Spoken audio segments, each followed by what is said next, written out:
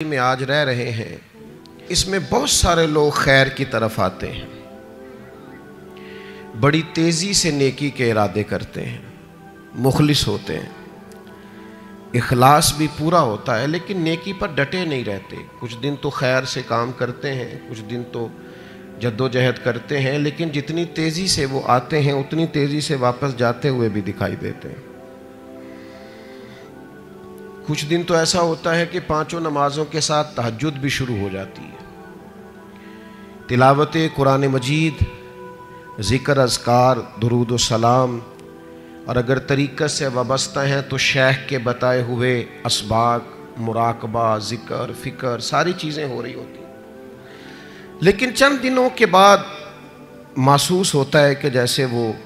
اس رستے سے ہٹتے جا رہے ہیں اور کمزوری دکھاتے جا رہے ہیں۔ امام حسین رضی اللہ تعالیٰ عنہ کی زندگی سے ہم نے جو چیزیں سیکھنی ہیں ان میں سے ایک سبق یہ لینا ہے کہ انسان ڈٹ کے دین پر کیسے کھڑا ہو سکتا ہے۔ آپ یقین کیجئے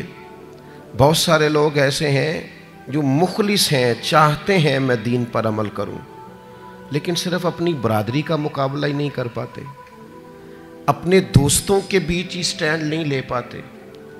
اپنے گھر کے اندر ہی انہیں کھڑا نہیں ہونا آتا، ذرا سی بھی استقامت نہیں دکھاتے۔ اور آج کل تو ماحول اس طرح کا ہو گیا ہے کہ نوجوانوں کے اندر قوت فیصلہ ہی نہیں، قوت ارادی نہیں، کروں نہ کروں، چلوں نہ کروں، یہ ٹھیک ہے کہ نہیں ٹھیک، آپ بھی بتائیں ایسا ہو سکتا ہے، چلیں آپ بھی، بھئی اتنے مشورے آپ لے رہے ہیں، آپ کر ہی نہیں سکیں گے، آپ میں قوت فیصلہ ہی نہیں ہے، آپ نے طے ہی نہیں کیا آپ نے کس رستے جانا ہے، تو منزل کب آئے گی؟ 99 لوگوں نے کہہ دیا ہے کپڑے تجھے اچھے لگ رہے ہیں، صرف ایک نے کہا ہے کہ ذرا سینے والے نے ٹھیک نہیں سیا، تو آپ پریشان ہو گئے۔ اتنی جلدی کمزور پڑ جانا، اتنی جلدی استقامت چھوڑ دینا۔ اور پھر ایک طبقہ ایسا بھی ہے جو بڑا باصلاحیت ہے، بڑی زبردست طاقت رکھتا ہے، کام کرنے کی ہمت رکھتا ہے، وسائل بھی ہیں، ذرائع بھی ہیں، سلیقہ بھی ہے، شعور بھی ہے، نہیں ہے تو استقامت نہیں ہے۔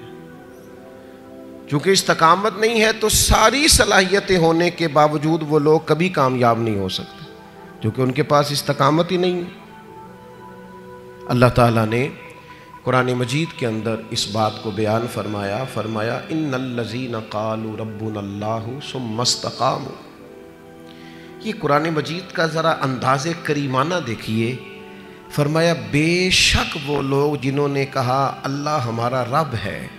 ثم استقاموا، پھر وہ ڈٹ گئے، جم گئے اس بات پر اللہ ہمارا رب ہے،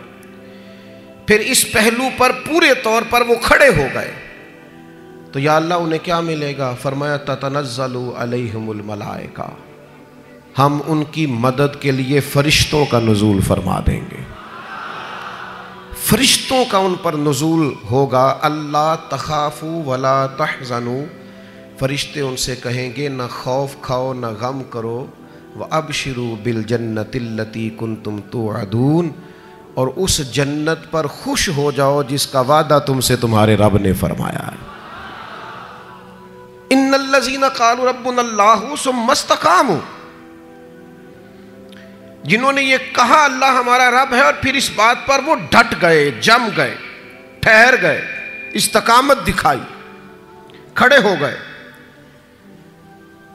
یہ نہیں فرمایا کہ فرشتے آئے تو وہ ڈٹ گئے، قرآن مجید کی ترتیب یاد رکھیے، فرمایا پہلے وہ ڈٹے، ثم استقاموا، پہلے وہ ڈٹے، جب وہ ڈٹ گئے تتنزل علیہم الملائکہ، پھر اللہ نے ان کی مدد کے لیے فرشتے بھی نازل فرما دیے۔ پہلے تمہیں ڈٹنا ہے، فرشتے بعد میں آئیں گے، تمہیں ایک دفعہ ڈٹ کے دکھانا ہے کہ ہم ڈٹ گئے، ہم کھڑے ہو گئے، پھر فرشتے آئیں۔ ویسے تو علماء تفسیر اکثر نے یہی لکھا ہے کہ یہ جو فرشتے آتے ہیں نا مومنوں کے پاس، یہ موت کے وقت آتے ہیں، اور یہ بھی بڑی نعمت ہے کہ موت کے وقت فرشتہ آ جائے اللہ کی مدد لے کر۔ یہ فرشتے قبر میں آتے ہیں، یہ فرشتے میدان محشر میں آئیں گے، یہ مومن کے پاس آتے ہیں، خوشخبری سنانے آتے ہیں فرشتے، لیکن صاحب تفسیر روح المعانی فرماتے ہیں نہیں بھائی، صرف قبر حشر اور قیامت میں نہیں آتے، یہ زندگی میں بھی آتے ہیں. یہ مومنوں کے سینوں کو کشادہ کرنے آتے ہیں، انشراح صدر دینے آتے ہیں، انہیں تسلی دینے آتے. تم خیر کے کام پہ نکلے ہوئے ہو، اللہ تمہاری مدد کرے گا، ان کے سینوں کو ٹھنڈا کرنے آتے ہیں.